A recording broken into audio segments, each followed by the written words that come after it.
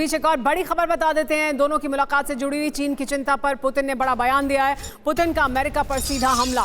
Asia प्रशांत क्षेत्र में सैन्य गठबंधन की जगह नहीं है, यानी यहाँ एशिया प्रशांत क्षेत्र में सैन्य गठबंधन नहीं बन सकता, यहाँ इसकी जगह नहीं है। इस क्षेत्र में ऐसा सैन्य गठबंधन खतरनाक है और ये चीन की सबसे बड़ी चिंता है, जिसको लेकर पुतिन ने यहाँ उसको सब एड्रेस करने की कोशिश की है और अमेरिका को संदेश देने की कोशिश की है, ये कहते हुए कि इस क्षेत्र में ऐसा सैन्य गठबंधन खतरनाक है। इस इलाके के पावर संतुलन को बनाए रखने के लिए एशिया प्रशांत क्षेत्र में सैन्य गठबंधन के खिलाफ है चीन लगातार, और अब पुतिन सुर में सुर मिला रहे हैं शी जिनपिंग के।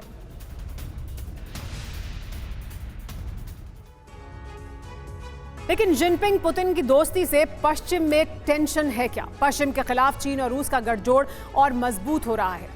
चीन रूस का सैन्य गठजोड़ नेटो की तर्ज पर काम कर सकता है और इस वजह से इसको बहुत करीब से लोग देख रहे हैं कि किस तरह से ये बदलता है। चीन रूस के सैन्य गठजोड़ में ईरान और उत्तर कोरिया भी शामिल हैं। दक्षिण चीन सागर में चीन की दावेदारी पर रूस ने भी मोहर लगा दी है। दक्षिण चीन सागर में चीन लगातार अपनी दावेदारी करता रहा है। यहाँ पर किसी भी तरह के सैन्य गठबंधन के वो खिलाफ है और अब पुतिन ने भी उस पर मोहर लगाई है।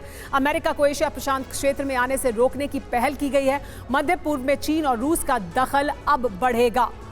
हमारे साथ सुमित बने हुए हैं। सुमित, देखिए, ये जो एक बड़ी चिंता है चीन की, जो क्वाड बनाया गया उसको भी लेकर शी जिनपिंग और जो चीन है वो अपनी चिंता जाहिर करते रहे हैं। अब इस पर उनके साथ पुतिन खड़े हुए दिखाई दे रहे हैं, तो कैसे यहाँ का जो सत्ता समीकरण है एशिया प्रशांत जो क्षेत्र है वहाँ का, वो बदलेगा इस तरह से पुतिन के साथ आकर इस पर मोहर लगाने से? देखिए, अगर दोनों ही देशों के लीडर्स को देखा जाए तो इस समय दोनों ही देशों के लिए सबसे बड़ी एनिमी कौन है? अमेरिका लगातार ना सिर्फ रशिया के लिए बल्कि चीन के लिए भी जो दिक्कतें हैं वो पैदा कर रहा है। अगर आप देखें कि इसी दौर में जब लगातार व्लादिमीर पुतिन शी जिनपिंग से मुलाकात कर रहे हैं, तब नाटो की और खासतौर पर अमेरिका की एक बड़ी एक्सरसाइज चल रही है जिसका नाम है एस्ट्रल नाइट, जो 18 तारीख तक चलेगी। 2 हफ्ते की इस एक्सरसाइज के अंदर नाटो के तमाम देश मिलकर एक बड़ी एक्सरसाइज को अंजाम दे रहे हैं, जिसमें 5000 से ज्यादा सोल्जर्स मौजूद हैं, आपके बेहतरीन एयरक्राफ्ट मौजूद हैं। और ये इसलिए क्योंकि रशिया जानता है कि ये थ्रेट अब उसके बॉर्डर पर भी बहुत जल्दी आने वाली है और यही वजह है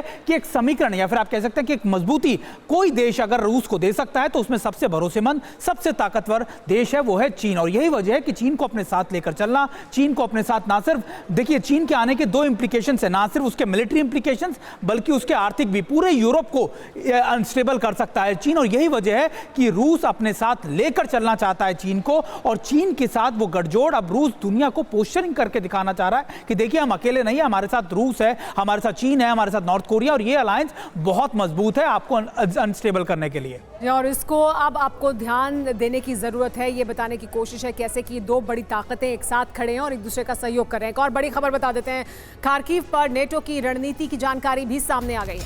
रूस के अंदर हमला करवा सकता है नेटो। खार्किव से ध्यान हटाने के लिए यह हमला संभव है। रूसी सुरक्षा एजेंसियों का नेटो पर ये खुलासा। सुरक्षा एजेंसियां रूस की ये कह रही हैं कि नेटो ऐसा कर सकता है कि वो खार्किव से ध्यान भटकाने के लिए, क्योंकि खार्किव में लगातार तेजी से आगे बढ़ रहा है रूस, वहां पर हमले तेज कर दिए गए हैं। और खार्किव में क्योंकि हालत इस वक्त यूक्रेन की बहुत ज़्यादा ख़राब है, इस वजह से ये कहा जा रहा है रूसी एजेंसियों द्वारा कि नेटो रूस में हमला करवा सकता है इसकी वजह से। तो खार्किव पर कब्जा क्या नेटो बदला लेगा? अगर आगे बढ़ते हैं और पूरी तरह से कब्जा कर लेते हैं पुतिन, तो फिर क्या करेगा नेटो? ये बड़ा सवाल है। नेटो क्या करेगा, इस सवाल क्यों उठ रहा है? क्योंकि फ्रंटलाइन से दूर रूस के अंदर क्या हमला कराया जा सकता है, ये सवाल है। मॉस्को, सेंट पीटर्सबर्ग या कोई बड़ा शहर टारगेट पर हो सकता है। रूसी सुरक्षा एजेंसियां इस बात का अंदेशा जाहिर कर रही हैं। इसकी वजह क्या है वो भी आपको बता दें कि ऐसा क्यों किया जा सकता है कि रूस के भीतर यह हमला हो। वजह यह कि खार्किव से ध्यान हटाने की ये कोशिश हो सकती है, ताकि इस वक्त खार्किव में जिस तरह से बहुत अग्रेसिव होकर रूस आगे बढ़ रहा है, वहां से उसका ध्यान हटाया जाए। जानकारी कहां से सामने आई है? रूस की सुरक्षा एजेंसियों को नेटो के हमले की आशंका है और रूसी सुरक्षा एजेंसियां इस बात का दावा कर रही हैं कि नेटो ध्यान भटकाने के लिए खार्किव से रूस को थोड़ा पीछे धकेलने के लिए रूस के भीतर जाकर हमले कर सकता है। एक और बड़ी खबर आपको बता दें, रूस यूक्रेन युद्ध से जुड़ी हुई जो सामने आ रही है वो ये कि खार्किव को लेकर पुतिन ने भी बड़ी तैयारी की है। लगातार सैनिकों की तैनाती कर रहा है रूस। खार्किव में बढ़ाई है सैनिकों की तैनाती। तो देखिए, पिछले कुछ समय से लगातार रूस ने जो अपनी रणनीति अपनाई है उसमें खार्किव पर तेजी से हमले किए जा रहे हैं। खार्किव पर हमले बहुत तेजी से आगे बढ़े हैं। तो अब रूसी सुरक्षा एजेंसियां इस बात की आशंका जाहिर कर रही हैं कि यहाँ खार्किव में जो ऑपरेशन चल रहा है उससे ध्यान हटाने के लिए हमले कर सकते हैं रूस के भीतर। नेटो की तरफ से ये हमले किए जा सकते हैं।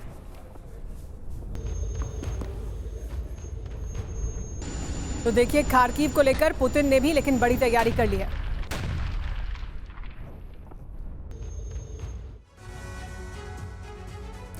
खार्किव में कुछ क्या बड़ा होने वाला है। पुतिन अभी युद्ध खत्म करने के मूड में नहीं है, खार्किव में और तबाही की तैयारी में है। दरअसल पुतिन रीजन में 5 लाख और सैनिकों की तैनाती की जा रही है। खार्किव में रूसी हवाई हमले लगातार जारी हैं। 30,000 जवानों को फ्रंटलाइन पर भेजा गया है। रूसी डिफेंस ने करीब 400 टैंक यहां तैनात किए हैं। इस रीजन में हमले के लिए 900 आर्टिलरी को भी भेजा गया है। पुतिन का एजेंडा क्या है वो भी आपको बता दें। पुतिन का एजेंडा खार्किव पर फतह का झंडा फहराना है। रूसी सेना पूर्वी यूक्रेन में तेजी से आगे बढ़ रही है। रूसी सेना ने 2 मोर्चों पर यूक्रेनी सेना को घेरा है। महज 3 दिन में 224 किलोमीटर इलाके पर कब्जा कर लिया गया है। एक दिन में 2700 यूक्रेनी सैनिकों की मौत हुई है। क्रेमलिन का दावा है कि कई गांवों पर कब्जा किया जा चुका है।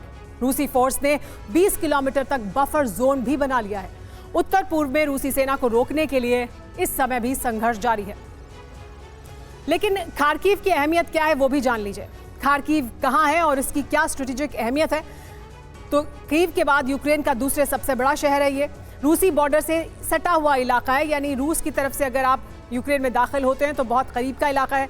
रूसी बॉर्डर की दूरी यहाँ से महज 40 किलोमीटर है। रूसी मूल के लोगों की तादाद यहाँ इस इलाके में ज़्यादा है। एनर्जी संयंत्र खार्किव में मौजूद हैं। कुल 31,400 किलोमीटर का ये पूरा इलाका है खार्किव का, जो इस वक्त रूस के टारगेट पर है। एक और बड़ी खबर,